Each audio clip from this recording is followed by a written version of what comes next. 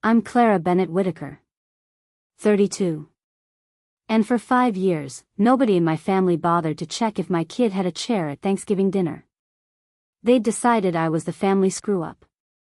Single mom, broke, with a child they treated like, I don't know how to put it, like a piece of furniture nobody asked for. A coat rack in the corner. I let it slide. Smiled through it. Honestly, their disappointment in me was kind of useful. Kept them at a distance. Meant I didn't have to sit through another lecture about my life choices at brunch. Snorts. Then a text came in on a Wednesday night in November. Around, I don't remember exactly, sometime after 7. 6 words. Asterisk don't come. We want a happy family holiday, asterisk anybody else reading that would think, okay, weird phrasing, maybe mom was tired. But I knew that sentence. That was the exact thing my mother used to say at her country club lunches when she wanted somebody crossed off a guest list without a scene. It was code.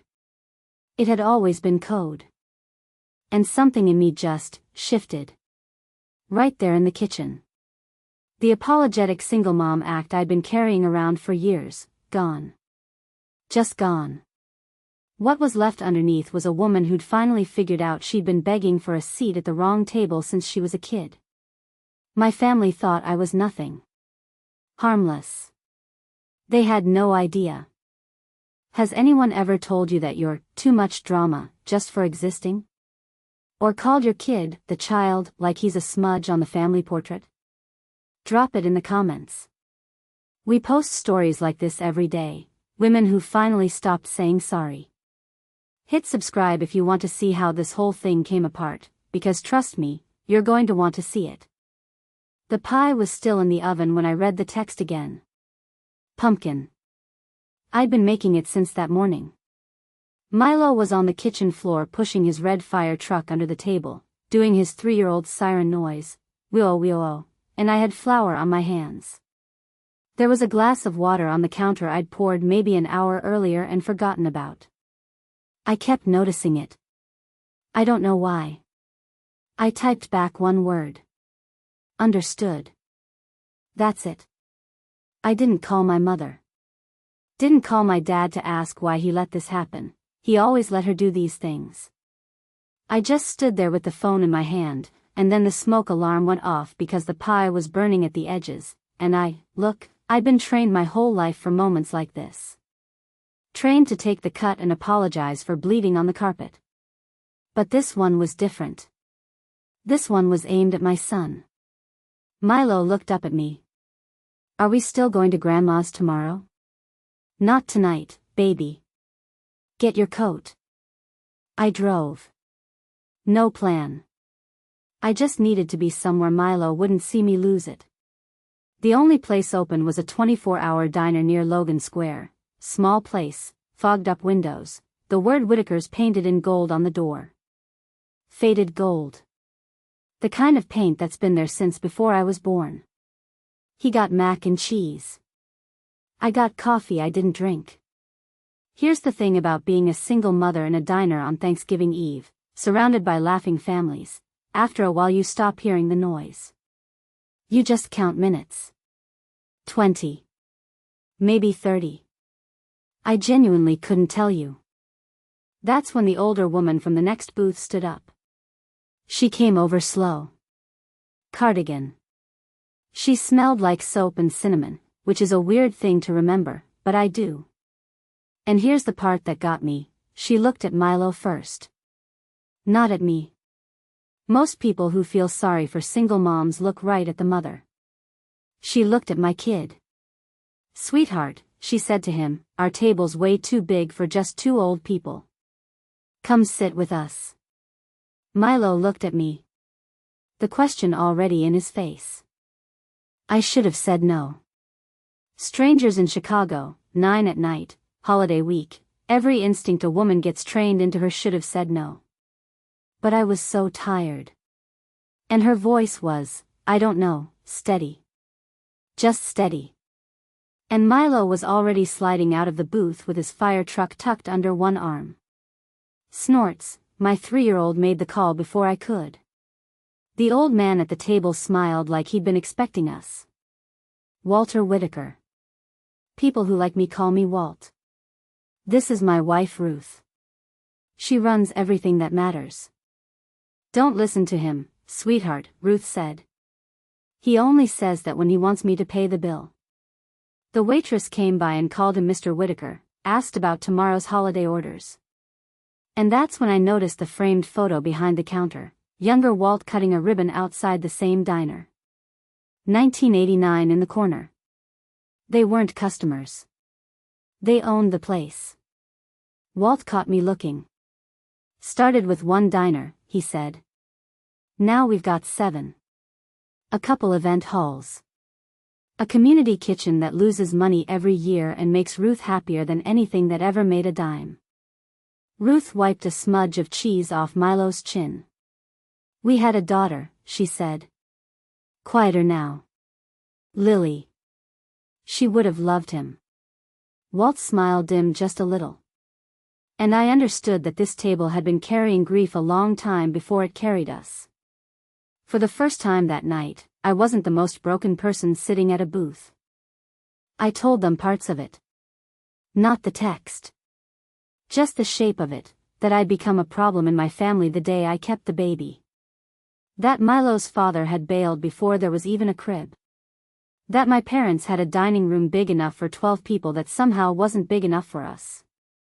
Ruth didn't say I'm so sorry. She didn't do that head tilt thing people do when they want to look kind without actually committing to anything. She slid a business card across the table. Asterisk Whitaker Table Group. Walter Whitaker, founder, asterisk. Call this number Monday morning, Walt said. Ask for Marisol in operations. We're always looking for people who know how to keep going when nobody makes room for them.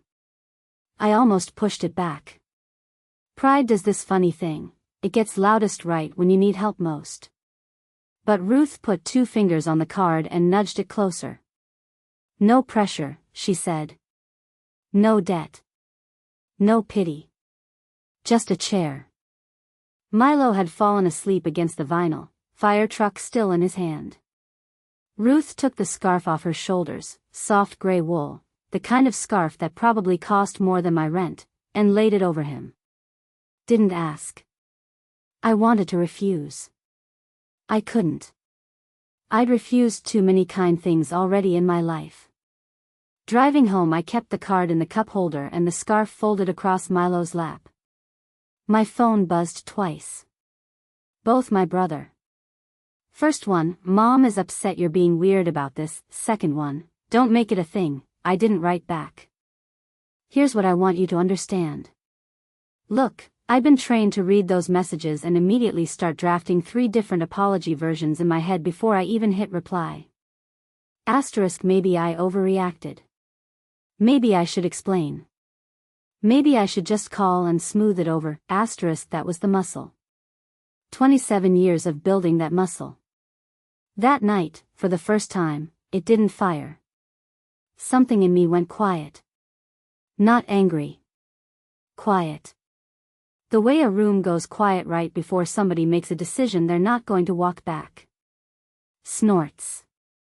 Back at the apartment, I carried Milo upstairs and laid him on the bed still wearing his coat. Then I sat on the kitchen floor next to the burned pie and stared at the card under the light. A normal person would have called my mother that night to negotiate. A normal person would have apologized for ruining her holiday by existing. I didn't call. Stuck the card on the fridge under a magnet shaped like a tomato. Drank a glass of water at the counter. Watched the clock tick over to midnight, and somewhere on the other side of town my mother was setting 12 plates on a dining room table that didn't have my name on it anymore. And for the first time in my life I wondered if maybe the problem had never been that I didn't belong at their table. Maybe I'd been knocking on the wrong door my whole life. I called the number at 9:03 Monday morning, sitting in my car outside Milo's daycare. Calling at exactly 9 o'clock felt desperate. Anything after 9:05 felt like I was already giving up.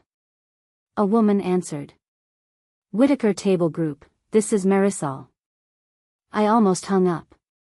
Then she said my name before I gave it. Clara Bennett.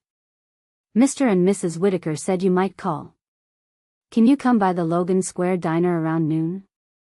Bring a resume if you've got one. Bring your son if childcare's tight. Nobody here is scared of kids. I cried after I hung up. Just enough to fog the windshield. Showed up at noon in my only black cardigan with a resume that had been folded too many times. I figured maybe a weekend shift, if I was lucky. Marisol offered me part-time cashier work plus bookkeeping help. Steady hours. Meals on shift. A manager who looked me in the eye when she talked to me. You forget that's not normal until somebody does it. Walt was 2 booths away pretending to read the paper. Ruth came in halfway through the paperwork with a cookie shaped like a fire truck for Milo. That was Monday. By Wednesday I was on the schedule. I picked the diner up fast. Numbers made sense. Numbers don't insult you and call it concern. Numbers don't ask you to disappear so a holiday photo looks cleaner. By January Marisol had me in office hours. By February Ruth invited Milo and me to Sunday dinner at their house in Oak Park. I told myself 1 visit. Just to be polite. Then I walked into that warm old house. Long table, mismatched chairs, soup on the stove, board games stacked by the fireplace. A framed photo of a young woman with laughing eyes that I knew without asking was Lily. 1 visit became every Sunday. That's where I met Owen Whitaker. 34, broad-shouldered, quiet the way people are when they've handled grief without breaking the furniture around them. Walt and Ruth had raised him after his mother died. He was 16 when it happened. He worked as a restoration architect for Whitaker Venues. Old buildings, weddings, birthdays. Sometimes just, places people went to feel like they'd survived something. First thing he did was not flirt with me. He got down on the rug and fixed the loose wheel on Milo's fire truck. Milo watched him with deep suspicion, then said, "You did it wrong." Owen handed him the tiny screwdriver. "Then teach me." That's when I started paying attention. Around Christmas my mother texted for the first time since November. *, we would like you to come by Christmas Eve. Adults only would be easier. Maybe find a sitter for the child, *, the child, not Milo. Not her grandson. I stared at the screen until the letters got blurry. Then I typed "We have plans." She wrote back. "What plans?" I typed "family," then I muted the thread. My brother called that night. I let it go to voicemail. His message was smooth, irritated. "Clara, don't turn one text into a whole victim story. Mom's embarrassed. Dad's confused.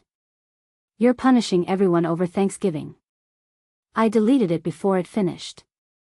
A year earlier I'd have called back and apologized for being hurt. This time I packed Milo's backpack for Sunday dinner at the Whitakers. He was learning that some houses opened when you knocked. I was learning that love didn't always come with a list of conditions attached at the bottom. And somewhere across town, the family that had trained me to take crumbs was starting to notice that the girl they'd silenced was being served dinner on a real plate. They had no idea yet who was doing the serving. The world shut down a few months after that. The diner closed its dining room in March. Event halls canceled weddings by the dozen. I stood in the back office at Logan Square with a stack of refund requests, 3 weeks of savings, and a 4-year-old asking why school happened on a laptop now. I told Walt I'd understand if he had to let me go. He looked actually offended. "Clara. We're not family only when the lights are on." He gave me a clipboard and put me in charge of meal deliveries for the community kitchen. Ruth turned the diner into a supply line. Nurses got soup after double shifts. Older neighbors got groceries. Single parents got hot meals with little notes taped to the lids. Every Friday a paper bag showed up outside my apartment door. Milk, eggs, fruit, pasta. Something small for Milo, sidewalk chalk 1 week, a tiny baseball glove the next, a book about trains because Owen had heard him say trains were almost as good as fire trucks. I tried to refuse the groceries on the third delivery. Ruth stood 6 feet away in the hallway, mask on, hands on her hips. Sweetheart. Pride's useful when it keeps people from stepping on you. It's useless when it keeps you hungry. Take the eggs. So I took the eggs. Snorts. That same summer my brother bought a bigger house out in the western suburbs and posted a picture online with the caption "Family is everything." My mother commented with 12 heart emojis. I counted. I looked at that picture while Milo was eating soup Ruth had made in a kitchen my parents had never seen. Then my brother texted. His nanny had quit. His wife had a board meeting. He wanted to know if I could watch his kids for 2 days. No apology. No mention of Thanksgiving. No question about Milo. Need you here by 8, I wrote back. No, he called within 30 seconds. I didn't pick up. Voicemail said I was bitter, said I was forgetting where I came from, said Mom was right about me being influenced by people who didn't know our family.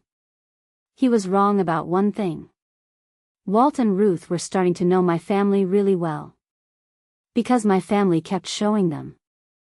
In 2021 my lease went up.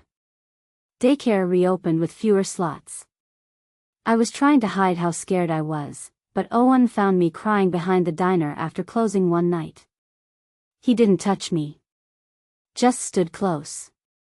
You don't have to solve everything in a parking lot. 2 weeks later Walt and Ruth offered me the garden-level suite of their Oak Park house. Its own entrance. Small kitchen. Windows facing Ruth's rose bushes. They insisted I pay a little rent because they knew I needed dignity as much as shelter, which, honestly, is one of the kindest things anyone's ever done for me. I moved in with 3 suitcases, Milo's toys, and Ruth's scarf folded in a box like it was a holy thing. That house changed us. Milo learned to ride a bike in the driveway. Walt taught him baseball scores. Ruth taught him how to crack an egg without dropping shells in. Owen came by a lot, said it was to review blueprints, but he always ended up fixing something Milo had broken. One morning I was washing dishes. I heard Milo in the next room. He looked up at Walt and said, "Grandpa Walt, watch this." I gripped the counter. Ruth heard it too. She turned away fast, but not before I saw her wipe her eyes. That night on the back steps, Owen handed me tea. He said, "Some families are inherited. Some are restored." I looked through the window at Walt drying dishes with Ruth, and I finally got why Owen loved old buildings. Sometimes the frame's still strong. Sometimes the whole thing just needs people brave enough to rebuild it. The adoption conversation happened on a Sunday after dinner. Year 4. Ruth had made pot roast because Milo said it tasted like hugs, and Walt had pretended that description was going on the official menu. After dessert Walt cleared his throat. Folded his napkin twice. Ruth reached for my hand. "Clara. You've been in this house with us over 2 years. But you've been in our hearts a lot longer than that." Walt slid a folder across the table. Asterisk adult adoption petition. Cook County, asterisk my name printed in black ink next to theirs. The room went quiet except for Milo scraping the last bite of cake off his plate. He looked up. "Does that mean the paper finally knows Grandma Ruth is Grandma Ruth?" Ruth started crying first. Then me. Walt tried not to, failed, and blamed the pepper. Marisol, who was also their lawyer, I learned that night, walked me through it. I was an adult, so my biological parents didn't get to approve or block anything. Petition was clean. Milo's name change would be separate, with my consent as his legal parent. His father had never signed a birth certificate. The law, for once, lined up with reality. I called my mother before the hearing. I didn't want her hearing it from somebody at a charity luncheon. She picked up with this tired hello, like my voice was already a chore. I said, I want you to know I'm being legally adopted by Walt and Ruth Whitaker. Silence. Then, what did you just say? I said it again. Her voice went cold. Are they paying you? I closed my eyes. No, Mom. They love me. That made her angrier than money would have. She said I was humiliating my father. She said my brother had been right about me. I'd become dramatic. Vindictive. She said blood was not something a judge could erase. I said, blood didn't show up. Then I hung up. My father came to Oak Park 2 days later. First time he'd ever stood at a door where I lived with my son. Didn't ask to see Milo. Just stood on the porch in his expensive coat. Your mother's been crying. I cried too. For years. He looked past me into the hallway. At Milo's backpack next to Walt's old Cubs cap. At Ruth's gardening sweater on the bench. Who are these people, Clara? They're the people who came when you didn't. He flinched. The truth was gentler than he deserved.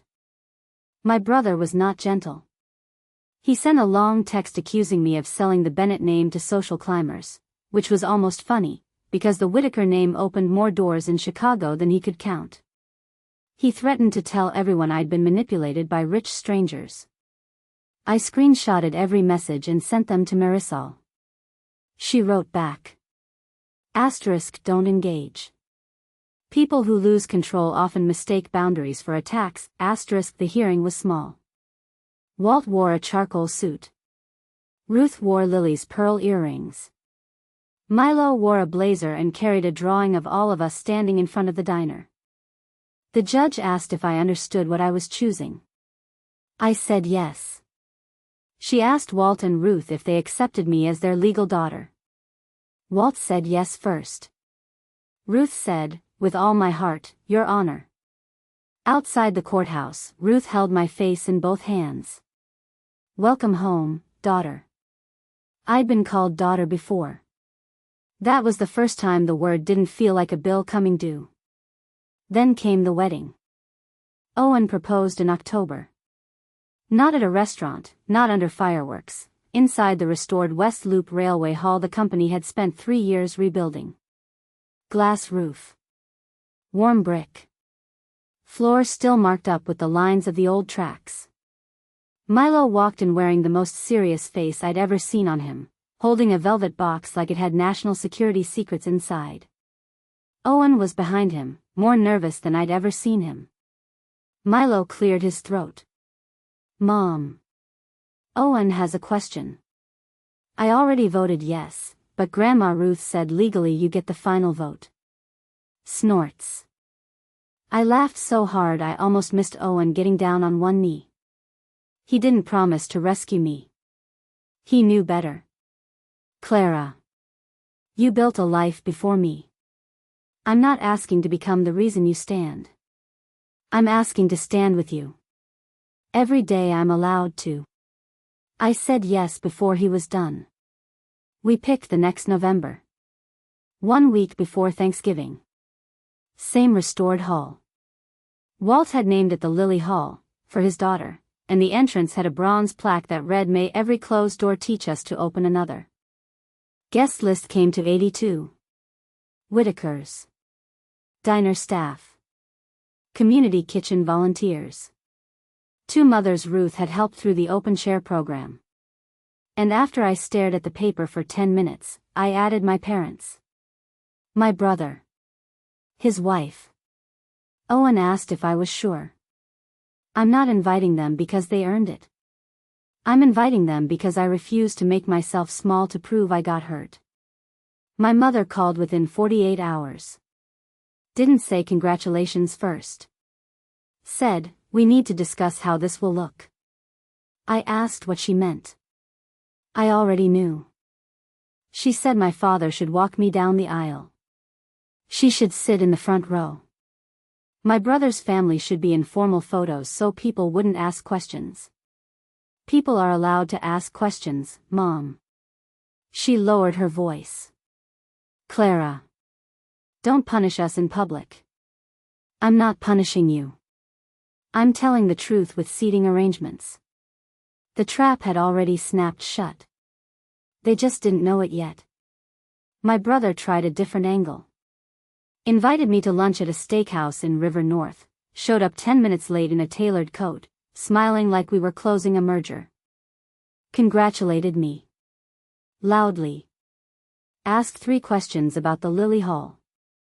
Then mentioned that his construction firm was expanding into historic restoration. If Whitaker Venues ever needs a reliable partner, family should get the first conversation. I looked at him across the table. Family? His jaw went tight. Clara. We were all under stress back then. You know how Mom gets about holidays. You didn't say Mom told you to text me. You said this family wants a happy holiday. He looked away. Then, do you want an apology or do you want peace? I stood up. I don't want either one from a man who thinks they're the same thing. Snorts. After that his wife emailed our wedding coordinator offering PR support. My mother called Ruth directly to ask if there'd been some misunderstanding about the mother of the bride role. Ruth listened politely. Then she said, Vivian. There's no misunderstanding. Clara has been very clear. My mother hung up. By September my brother had done his homework. Found out what the Whitakers were worth. Who came to their charity dinners. How many developers in Chicago owed Walt favors. His messages got warmer, more desperate than angry now. He wanted a better table at the wedding. He wanted to give a toast. He wanted his company considered for upcoming venue work. He wanted access to the family he'd told me I didn't belong in. I gave the same answer every time. We have it handled. Look, here's the part nobody warned me about. The mask of the difficult daughter was gone, and what was underneath wasn't anger. It was clarity. Clean. Surgical. I'd spent 27 years rehearsing apologies for taking up space. Now I was rehearsing seating charts. A week before the wedding, Walt called me into his study. He had a folder open on his desk. Bid proposals for the next Whitaker Venues restoration in Wicker Park. One of the construction firms on the shortlist, my brother's. Walt didn't say anything for a second. Just looked at me. Clara. I want you to make this call. Not me. Not the board. You. Why me? Because character is a qualification. And you know his character better than anybody in this building. I looked at the folder. My brother's company logo. The same brother who had told my 3-year-old he was the child. I closed the folder. He doesn't get the bid, Walt. Walt nodded once. Like he already knew. Rejection letter went out the next morning, signed by Marisol. Standard language. We have selected another partner whose values more closely align with our restoration philosophy. My brother called the Whitaker office within an hour, pretending to be worried about me. Marisol took the call. By the end of it Walt had a transcript on his desk. He read it twice. Then he closed the folder again. Character is also a qualification. Milo asked me that week if I thought my old family was going to be mad about the wedding. I brushed his hair back. Maybe. He thought about it. He was 8 now. Taller. Steadier. Same serious eyes. But are they allowed to ruin it? I looked at my son and realized he'd learned in 5 years what took me 27 to figure out. No, I said. They're not allowed. The morning of the wedding, security had their names. The seating chart had their place. For the first time in my life, my heart didn't have a chair reserved for anybody who'd planned to hurt me. The Lily Hall looked like a promise that morning. Sunlight through the glass roof. Old brick warming gold. Cream chairs. Autumn flowers. The bronze plaque catching light at the entrance. I was in the bridal suite in an ivory dress Ruth had picked out with me. Milo stood next to me in a navy suit, holding the ring box with both hands. Mom. If you get nervous, squeeze my hand. 5 years before, I'd carried him into a diner because we had nowhere else to go. Now he was walking me into a room full of people who'd chosen us. My old family was already seated. My mother, third row, pale blue dress, that controlled smile she used at fundraisers. My father in gray, staring straight ahead. My brother and his wife smiling too hard, scanning the room like they were still counting opportunities. Music started. Milo walked first. Then came back and took my hand. We walked halfway down the aisle together. At the center, Walt stepped out from the front row in his charcoal suit, with a small brass pin shaped like an open chair on his lapel. Milo placed my hand into his. Take care of her, Grandpa. Walt's mouth shook. Always. Then he walked me the rest of the way. I heard a sharp breath from my mother's row. I didn't turn. At the altar, Walt put my hand in Owen's. Kissed my forehead. Sat down next to Ruth. The officiant opened his folder. Today we celebrate the marriage of Owen Whitaker and Clara Bennett Whitaker, beloved daughter of Walter and Ruth Whitaker. There it was. Not hidden. Not whispered. Daughter of Walter and Ruth Whitaker, a program slipped to the floor somewhere behind me. My brother's smile vanished. My father looked down at the printed names like the paper had betrayed him. My mother went pale. For 5 years they believed I was still the girl they could summon, dismiss, or shame whenever they wanted. The woman at that altar had a name they couldn't edit, a family they couldn't veto, and a life they hadn't built. Snorts. After the vows, Walt stepped forward holding a small wooden box. Inside was an old brass key. From the first diner. Ruth and I built our family by feeding people who needed somewhere to sit. Today we hand this key to our daughter Clara and our son Owen. Not as a symbol of ownership, but of responsibility. Clara will lead the Open Chair initiative. She'll help keep our doors open for the next person who thinks they've been left outside. Applause again. I looked once at my brother.